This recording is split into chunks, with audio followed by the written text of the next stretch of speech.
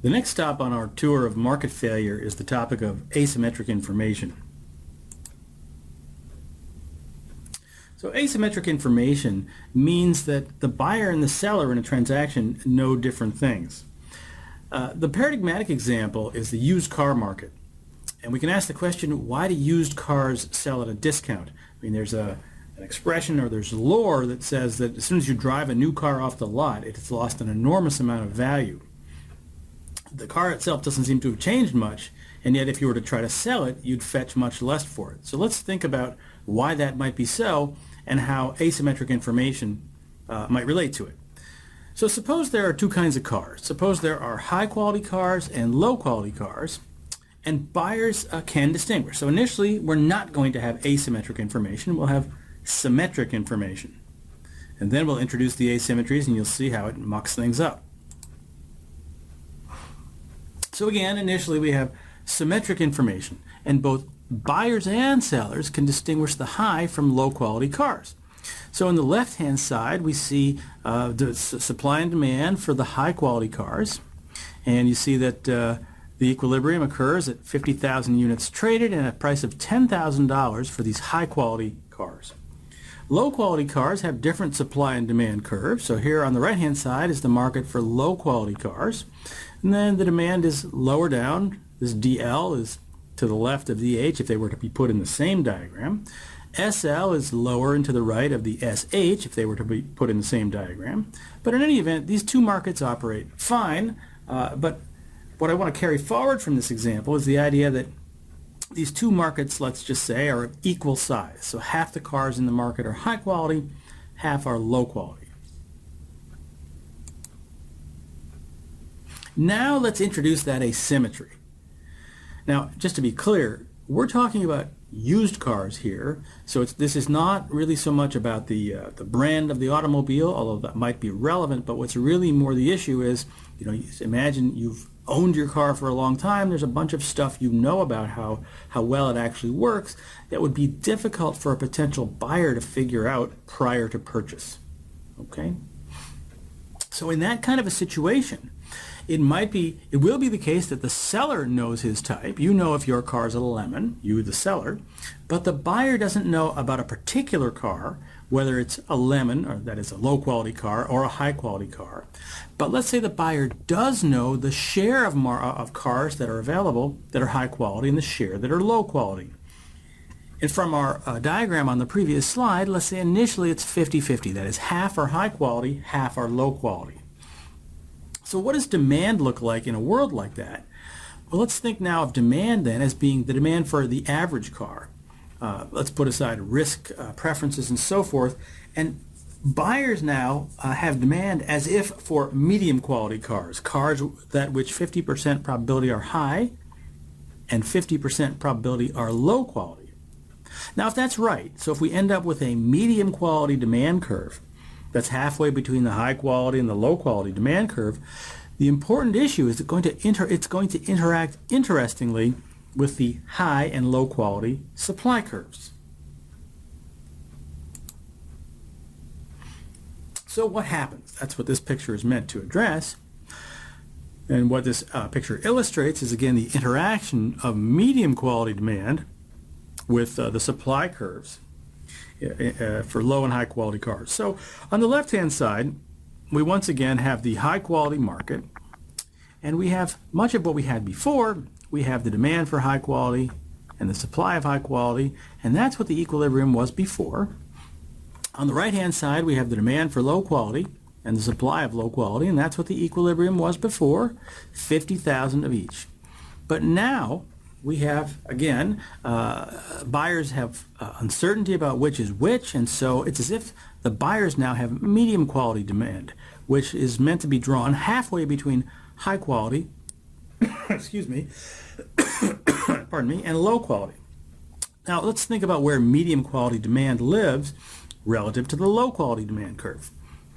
Well, it certainly lives up and to the right, because medium is somewhere halfway between low and high, which would have been out here. Where does medium live relative to high quality? Well, it certainly lives below and to the left relative to high quality. But now let's think what's going on here. Medium quality demand, when confronting high and low quality supply, gives rise now to 75,000 units of low quality cars transacted and only 25,000 units of high quality cars transacted.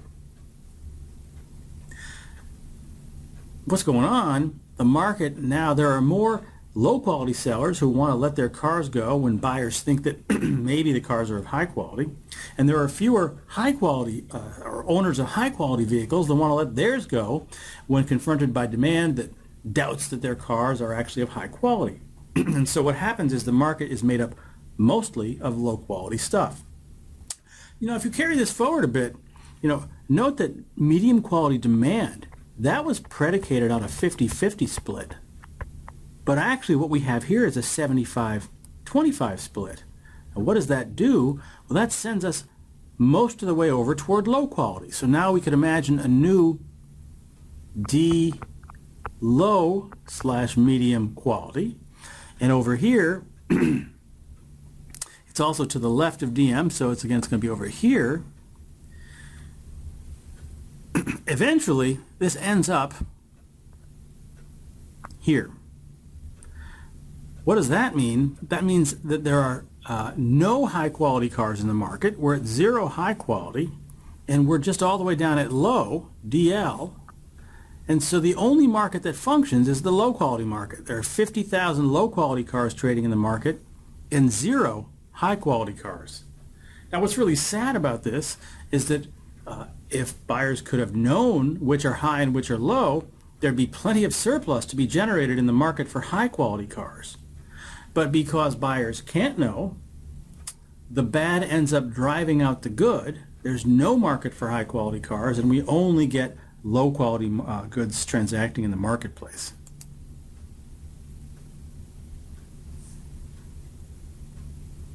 To recap, once we have medium quality demand, our initial halfway between high quality and low quality, what then happened was that 75% of the cars transacting in the market were bad.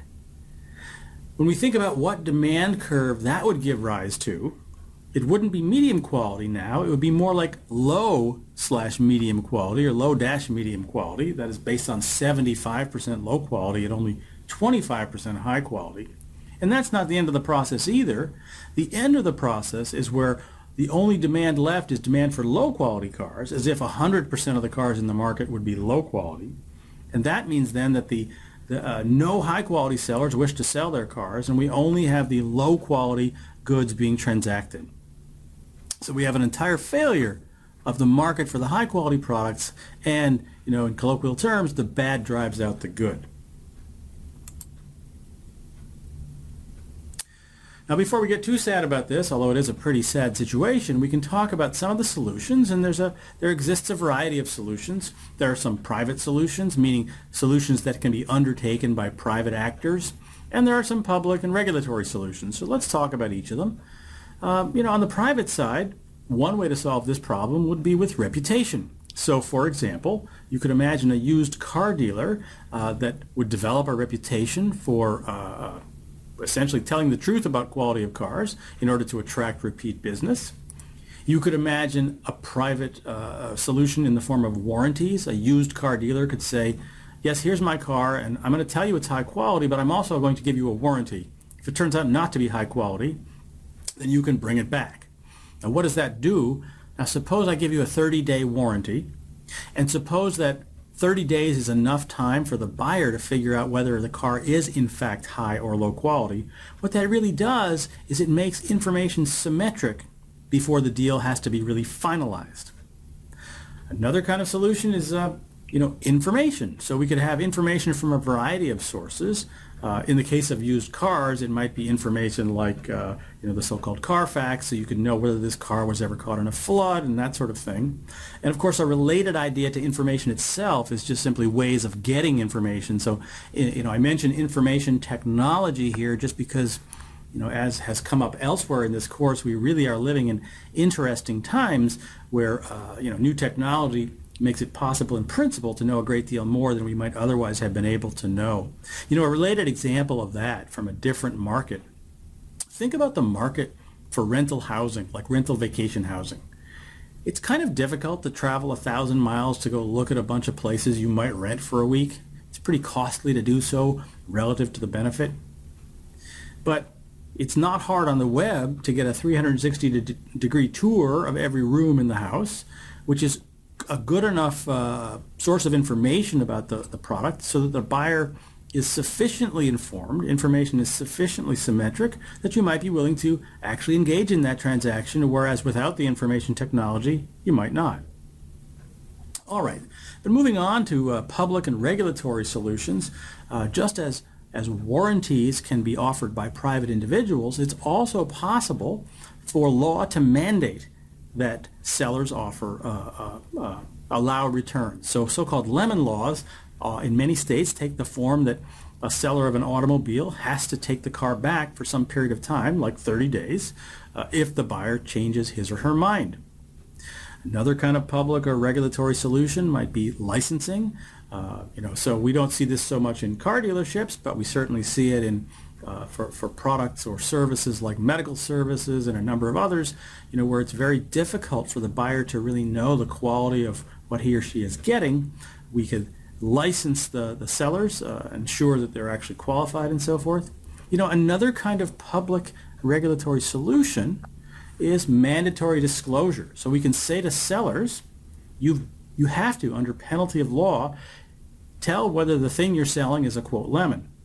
A classic example of this is on home transactions or house transactions. Typically, when one buys a house, there's an inspection, and one hires a third-party inspector who looks through the house. But in addition to that, the seller has to fill out a disclosure form, and if the seller lies about things like whether there was water damage or this or that, actually there's legal recourse on the part of the buyer. So we have a mix of public and private solutions to this problem of asymmetric information that allows markets to go ahead and work, even though asymmetric information is in some sense pervasive. So let's revisit the question that we motivated this submodule with, the question of car depreciation. So why is it that cars lose so much of their value when you first drive them off the lot? Well, asymmetric information really helps here. Let's suppose that you drive your car off the lot, and maybe not literally that minute, but sometime in the first few weeks you figure out, this car's not so great. And it's more likely, if you decide it's not so great, that you'll turn around and try to sell it than if you decided, hey, it is pretty great.